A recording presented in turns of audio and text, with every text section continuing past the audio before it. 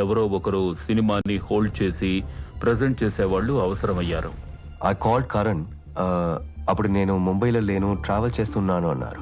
రానా తెలుగులో 200 crores పెట్టి war cinema తీస్తున్నారా అని అడిగారు. I said yeah. కలవాలనుకున్నాను.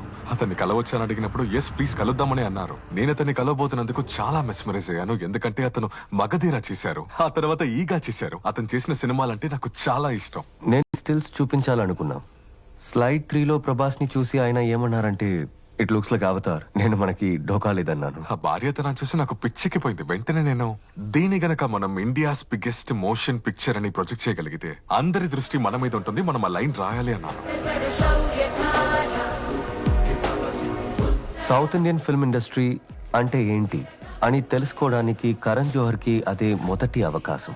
మా అందరికి కూడా అదే మొదటి పాన్ ఇండియా మూమెంట్.